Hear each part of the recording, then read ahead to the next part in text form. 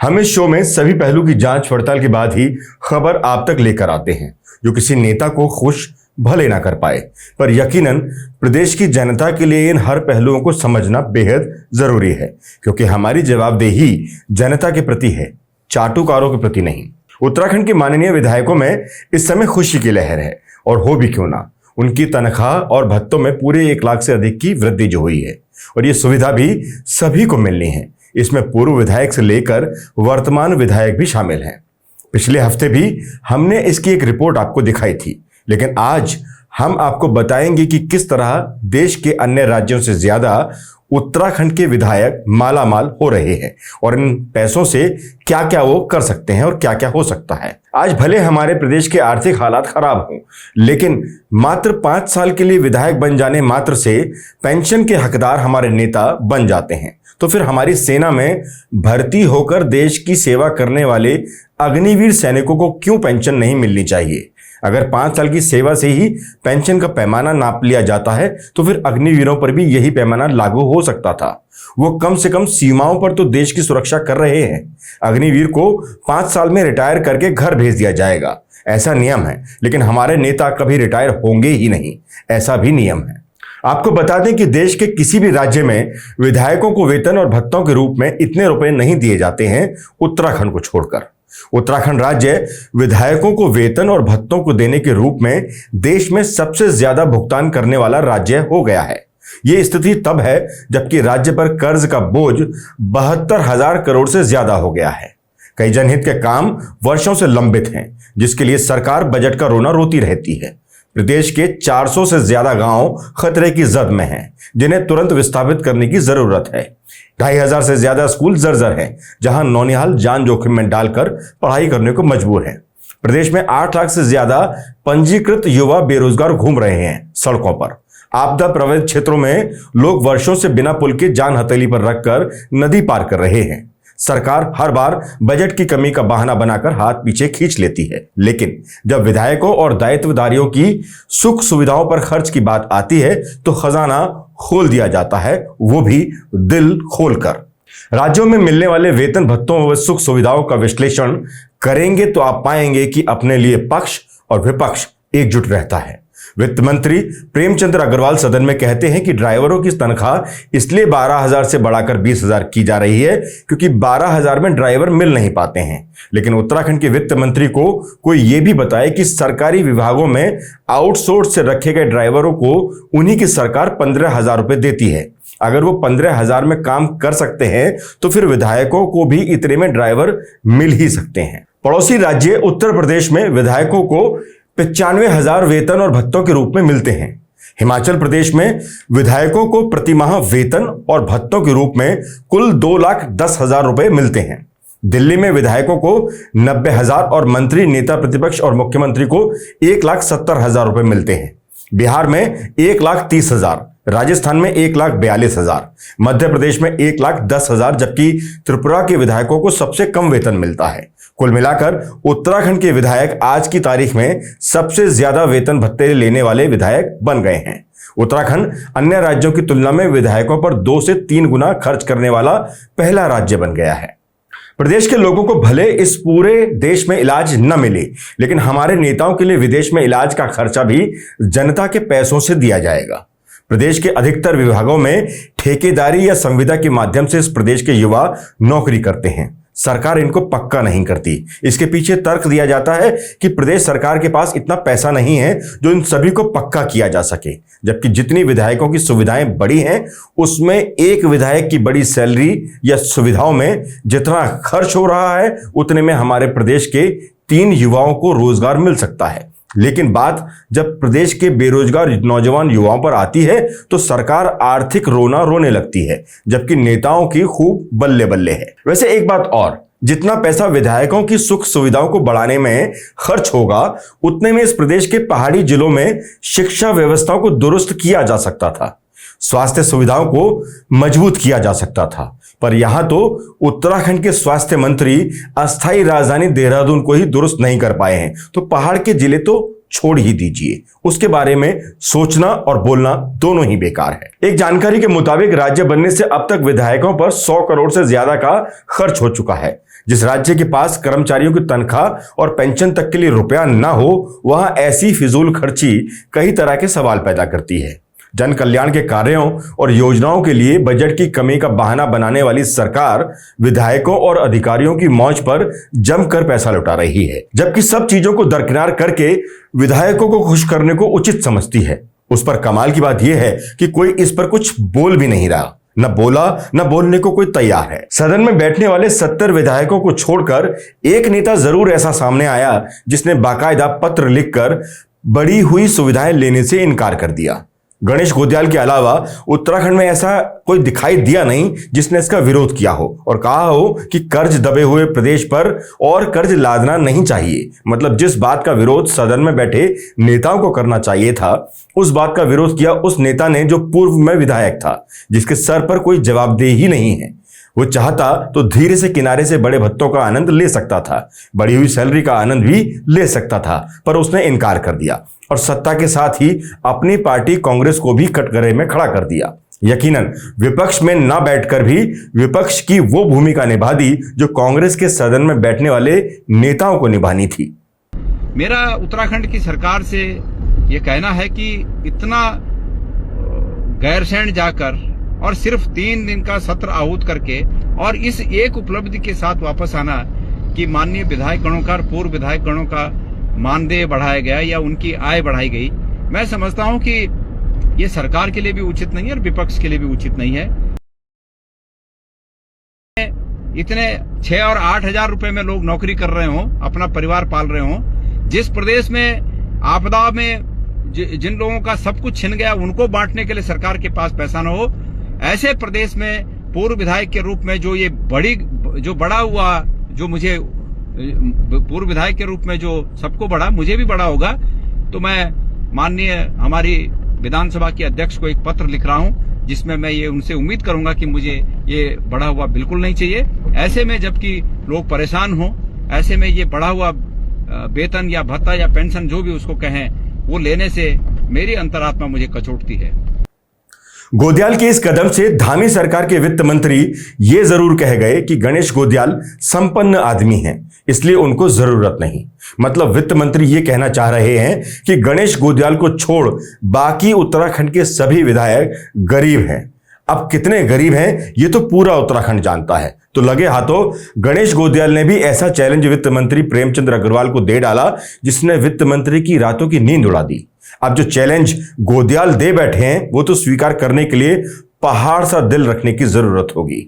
बहरहाल राजनीति अपनी जगह है, लेकिन गणेश गोदियाल ने इस प्रदेश के नेताओं के सामने एक नजीर जरूर पेश की है कि भले राजनीति कैसी भी करें, लेकिन प्रदेश के हित सबसे पहले होने चाहिए। हालांकि उत्तराखंड के एक विधायक ऐसे भी हैं जो एक क्रेडिट कार्ड से सब कुछ खरीदने का दावा करते हैं।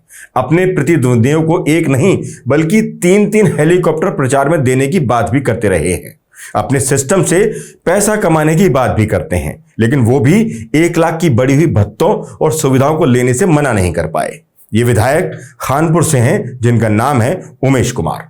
जिक्र जब खानपुर विधायक का छिड़ ही गया है तो जरा ठीक से समझ लेते हैं। उमेश कुमार जो एक ब्लैक क्रेडिट कार्ड के एक ही स्वैप से दूसरे प्रतिद्वंदी नेता की घर, गाड़ियां और तमाम संपत्ति अपने नाम करने की बात कर सकते हैं, वो भी बढ़े हुए भत्तों और बढ़ी हुई सैलरी से इनकार नहीं कर पाए। लेकिन 500 करोड़ में धामी सरकार को गिराना चाहता है, ये बात जरूर वो सदन में उठा गए। मुख्यमंत्री की तारीफ की और उनके खिलाफ एक बड़ी साजिश होने का दावा भी किया। हालांकि यहां यह भी उतना ही सच है कि एक बार उनके द्वारा किए गए स्टिंग से ही हरीश रावत की सरकार गिर चुकी है। चूंकि तब वो सिर्फ एक पत्रकार थे तो इसमें कोई बड़ी बात नहीं थी, लेकिन अब वो उसी सदन का हिस्सा हैं जो कभी उनके स्टिंग के चलते भंग हो गई थी। ऐसे में एक जनप्रतिनिधि होने के नाते उनका यह भी फर्ज बनता है कि अगर सरकार गिराने की साजिश सच में चल रही थी और इसका पुख्ता प्रमाण उनके पास है, तो एक जनप्रतिनिधि होने के नाते उनको इसके सबूत जांच एजेंसियों के साथ साथ जनता के समक्ष भी रखने चाहिए, क्योंकि जनता के प्रति जिम्मेदारी भी जनप्रतिनिधि की ही बनती है। मैंने कहा सदन में कि अब कुछ लोगों का ये कहना है कि इनका ये कहना है कि हम सरकार से बदला लेंगे, सरकार जो है हम ये पलट देंगे चाहे हमको 500 करोड़ खर्च करने पड़े।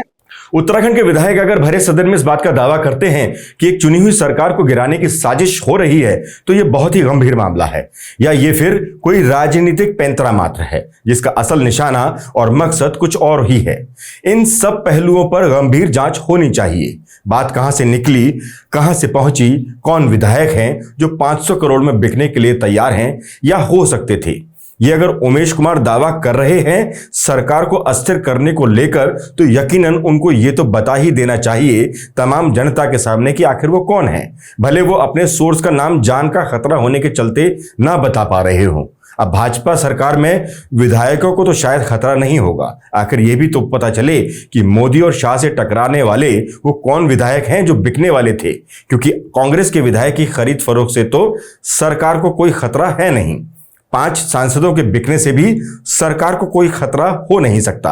बचे सिर्फ उत्तराखंड में सत्ता पक्ष यानी भाजपा के विधायक, और वो भी 1-2 नहीं बल्कि सरकार को हिलाने के लिए कम से कम विधायकों का संख्या बल चाहिए, और मैजिक नंबर है 36। तो भाइयों बहनों, कौन है वो बिकाऊ विधायक गण जिनका जिक्र खानपुर निर्दलीय विधायक उमेश कुमार की बातों में झलक रहा है। बहरहाल इस मसले पर सियासी हलकों में चर्चा गर्म है। पूर्व मुख्यमंत्री डॉक्टर रमेश पोखरियाल निशंक ने बिना किसी लाग लपेट के सीधे तौर पर मोर्चा संभाल लिया और काउंटर दे मारा उमेश कुमार के आरोपों को आड़े हाथों लेते हुए। उनका कहना है कि विधानसभा का सदन कोई नुक्कड़ नहीं कि बिना प्रामाणिकता के कोई भी बात कह दी जाए। सदन की गरिमा है और यदि यह बात कही है तो इसमें सत्यता होगी। अगर सत्यता है तो इसकी गंभीरता को समझना चाहिए। प्रदेश की जनता को यह जानने का अधिकार है कि आखिर सरकार गिराने की साजिश के पीछे कौन है, जिससे जनता आने वाले समय में इस तरह के लोगों से सावधान रह सके। लोकतंत्र के लिए इससे खतरनाक बात कोई और नहीं हो सकती कि एक चुनी हुई सरकार को गिराने की कोशिश हो रही है। इसका खुलासा होना चाहिए। चूंकि ये बयान सदन में दिया गया है तो विधानसभा अध्यक्ष को भी इसका संज्ञान लेना चाहिए। मतलब डॉक्टर निशंक ने सीधे सीधे जनता की नुमाइंदगी करते हुए आवाज सीधे सदन पर ही उठा दी। बयान सुनिए, फिर आगे बढ़ते हैं। जो लोकतंत्र की स्तंभ है, वहां पर कोई भी बात हो तो वो गंभीरता से होनी चाहिए। वो चौराहा भाषण का अड्डा नहीं है। एक एक शब्द का मूल्य होना चाहिए। मैं इस बात से सहमत हूं कि विधानसभा में एक भी बात उठी है उसका पूरी ताकत के साथ उसको प्रमाणित होना चाहिए, नहीं तो किसी को जो चाहे बोलने की छूट नहीं होनी चाहिए। और यदि ये घटना है तो उसको हर कीमत पर उसका खुलासा होना ही होना चाहिए और एक निर्धारित समय में होना चाहिए। कि किसी भी विधायक ने न सदन के अंदर न सदन के बाहर अभी तक इसका खंडन किया है। किसी भी विधायक ने, न सरकार ने किया है। जो सरकारी सदस्य हैं उन्होंने भी नहीं किया, जो गैर सरकारी सदस्य हैं उन्होंने भी इसका कहीं पर भी कोई खंडन नहीं किया है। और निश्चित रूप से इससे एक आशंका जनमानस में जा सकती है। यद्यपि जिस व्यक्ति ने ये सवाल उठाया है वो कोई विश्वसनीय व्यक्ति नहीं है और नहीं अनुभवी व्यक्ति है और नहीं उसको उत्तराखंड के सरोकारों से कुछ लेना देना है। लेकिन फिर भी अगर विधानसभा में कोई बात उठी है, वो सदन की कार्यवाही का हिस्सा बना है, तो उस पर उनसे ये पूछा जाना चाहिए कि आप प्रमाण प्रस्तुत कीजिए। अब उमेश कुमार भी कह रहे हैं कि उन्होंने जिम्मेदारी से ये बात कही है और सरकार इसकी जांच कराएगी तो कई चेहरे बेनकाब होंगे। सवाल यहां यह भी उठता है कि अगर उमेश कुमार का दावा सही है तो फिर इस प्रदेश की खुफिया एजेंसी और केंद्र की एजेंसियों को इस बात की भनक क्यों नहीं लगी। ये तो इन एजेंसियों का भी सीधे तौर पर फेलियर है। जो उत्तराखंड प्रदेश में पुष्कर सिंह धामी, क्योंकि मुख्यमंत्री के पद के साथ ही गृह मंत्री का पद भी खुद धामी ही संभाले हुए हैं, लिहाजा खुफिया एजेंसी खुद उनके ही अंतर्गत आती है। और केंद्र की मोदी सरकार में गृह मंत्री अमित शाह पर भी कई सवाल खड़े होते हैं, क्योंकि पूरे देश की खुफिया एजेंसी उनके ही अधीन आती है। मतलब खेला तो सही पर यहां चूक गए। अब अमित शाह को फेल करने की हिमाकत कौन कर रहा है, इसकी जांच की आंच में कई जलने वाले हैं। कि हमारी इंटेलिजेंस क्या कर रही है, क्या इंटेलिजेंस ने सरकार को इसके बारे में बताया नहीं। तो ये सारी बातें होनी चाहिए। मुझे लगता है कि अब समय आ गया, क्योंकि लगातार ये विषय बनता जा रहा है, इसका पटाक्षेप होना चाहिए।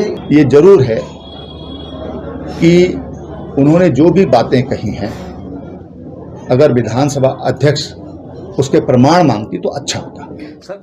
इधर इन सब घोलम घोल के बीच प्रदेश के पूर्व मुख्यमंत्री हरीश रावत भी कहां पीछे रहने वाले थे। अब 500 करोड़ के सूत्रधार के साथ उनकी सरकार का जिक्र भी हुआ तो वो भी लगे हाथ मैदान में कूद पड़े। वैसे भी इस उम्र में जो जोश उनके अंदर रहता है वो काबिले तारीफ तो है ही। उन्होंने तो सत्ता के साथ ही अपने पुराने साथियों को ही लपेट दिया। खैर, हरीश रावत ने सिर्फ उमेश कुमार को ही नहीं बल्कि अपने पुराने कांग्रेसी साथियों को भी लपेट दिया और केंद्र बना दिया गैरसैंण को। कैसे, जरा ठीक से समझने की कोशिश करते हैं। जिस विधानसभा गैरसैंण में खड़े होकर उमेश कुमार ने यह दावा किया कि 500 करोड़ में सरकार को अस्थिर करने की साजिश हुई है, उसी गैरसैंण को लेकर एक विवाद और चल रहा है, जिसके केंद्र में है हरीश रावत, जो कह रहे हैं कि वो गैरसैंण को स्थायी राजधानी घोषित करना चाहते थे, लेकिन कुछ उज्जाड़ू बल्द ऐसे नहीं होने देना चाहते थे। उनका इशारा सीधे सीधे कांग्रेस से भाजपा में गए उन विधायकों की तरफ था जो उनकी सरकार का खूंटा उखाड़ कर चले गए थे। हरीश रावत ने कहा कि उनकी सरकार गिराने वाले उज्जाड़ू बल्द आज भाजपा में हैं, जो अपने ही मालिक को सींग मारने वाले हैं। हरीश रावत का कथन ये साफ तौर पर इशारा करता है जो उनकी सरकार गिरा सकता है वो बीजेपी को भी नुकसान पहुंचा सकता है। और कहना खानपुर के निर्दलीय विधायक उमेश कुमार का कि हरीश रावत का खूंटा उखाड़ने में उनका भी योगदान है, ज्यादा या कम ये तो या हरीश रावत जाने या फिर उमेश कुमार जाने। राजनीति के बीच अक्सर प्रदेश की मुख्य जरूरत या मांग प्रदेश की जनता से हमेशा छीन ली जाती है या फिर उसे किनारे कर दिया जाता है, पर हम ऐसा नहीं करेंगे। गैरसैंण यानी प्रदेश की जन भावना, मन भावना, पर यह नेताओं के लिए सिर्फ शब्द मात्र है। कोई गंभीर है ये कम से कम 24 सालों में तो दिखाई दिया नहीं। एक कोशिश कांग्रेस सरकार में मुख्यमंत्री रहे विजय बहुगुणा ने की जब विधानसभा की शुरुआत करवाई, और एक हिम्मत भाजपा के मुख्यमंत्री रहे त्रिवेंद्र सिंह रावत ने दिखाई गैरसैंण को ग्रीष्मकालीन राजधानी घोषित करने की। बाकी उसके पहले और उसके बाद सबकी चाल वही ढाक के 3 पात। हालांकि यह भी उतना ही सच है कि कांग्रेस और भाजपा सिर्फ गैरसैंण को लेकर राजनीति करती आई हैं, पर इस पहाड़ी राज्य की राजधानी पहाड़ हो इसको लेकर कभी कोई दल तैयार हुआ नहीं। जब दोनों दलों में से कोई विपक्ष में रहता है तो वो गैरसैंण को स्थायी राजधानी बनाने की बात कहता है, जैसा हरीश रावत कह रहे हैं आज। लेकिन जब वही दल सत्ता में आता है तो गैरसैंण पर वो दल बात करना चाहता नहीं। हमारे नेता पहाड़ से चुनाव तो लड़ना चाहते हैं लेकिन पहाड़ चढ़ना नहीं चाहते। हमारे प्रदेश का कोई नेता गैरसैंण को राजधानी मानने को तैयार नहीं है। कमाल की बात यह है कि 10 साल में सिर्फ 34 दिन ही हमारी सरकार गैरसैंण पहुंची है, जबकि एक मात्र क्षेत्रीय दल उत्तराखंड क्रांति दल तो इसको 1992 में ही राजधानी घोषित कर चुका था, जब अलग राज्य की मांग उठी थी।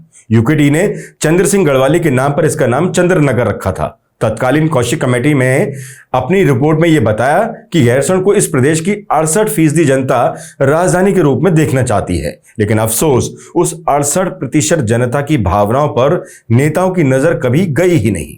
गैरसैंण और धामी सरकार के गिराने के दावों के बीच सरकार के अंदर से ही एक खबर ऐसी सामने आई है जो कई सवाल खड़े कर रही है। दरअसल दिल्ली के एक बड़े अखबार ने एक खबर छापी जिसमें अखबार ने यह लिखा कि मुख्यमंत्री पुष्कर सिंह धामी ने एक अधिकारी की नियुक्ति के लिए ना अपने मुख्य सचिव की बात सुनी और ना ही अपने मंत्री की। अखबार ने इस खबर को पहले पन्ने की प्रमुख खबर के रूप में छापा है।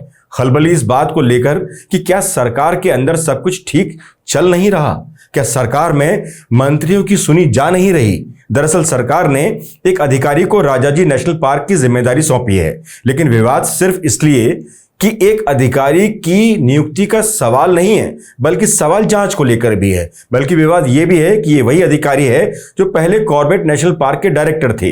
इन्हीं के कार्यकाल में पाखरो टाइगर सफारी वाला प्रकरण हुआ था जिसमें 6000 पेड़ काटने का आरोप लगा था। हाईकोर्ट के आदेश के बाद उनको हटा दिया गया था, लेकिन सरकार ने उनको देहरादून अटैच कर लिया और अब उनको राजाजी नेशनल पार्क की जिम्मेदारी दे दी गई है। इसी पाखरो टाइगर सफारी प्रकरण मामले में कांग्रेस के नेता हरक सिंह रावत की भी जांच चल रही है। सवाल यह उठता है कि जिस मामले में सीबीआई जांच चल रही है उसी अधिकारी को नियुक्ति देना कितना सही है। धामी और उनके मंत्रिमंडल में कुछ ठीक नहीं चल रहा, इसके और भी कई प्रकरण सामने आए हैं। संसदीय मामलों में अपनी विशेषज्ञता के लिए पहचान रखने वाले भाजपा विधायक मुन्ना सिंह चौहान ने जिस तरीके से अपनी ही सरकार से गैरसैंण में सवाल पूछे और सरकार की उम्मीद के विपरीत विधानसभा ने नगर निगम में आरक्षण के लिए विधेयक को प्रवर समिति को भेज दिया। नगर निगम में आरक्षण के लिए सरकार द्वारा लाए विधेयक में जिस तरह मुन्ना सिंह चौहान ने कई सवाल उठाए, वो भी कई सवाल खड़े करता है कि आखिर अपनी ही सरकार के विधेयक पर इतनी कमियां मुन्ना सिंह चौहान क्या सोचकर निकाल रहे हैं। क्या ये जनता के प्रति जवाबदेही का सवाल है या फिर कोई नाराजगी? भाजपा विधायक महंत दिलीप रावत ने भी अपनी ही सरकार के खिलाफ विधानसभा के मुख्य द्वार पर तख्तियां उठा ली थी। हर तरफ बहार है और सवालों की बौछार है, चाहे 500 करोड़ में सरकार गिराने को लेकर हो, गैरसैंण को लेकर हो, विधायकों की बढ़ती पगार को लेकर हो। इन सभी सवालों के बीच एक सवाल जो परेशान करता है वो है उधम सिंह नगर के रुद्रपुर में हुए एक बलात्कार और उसके बाद हत्या के मामले।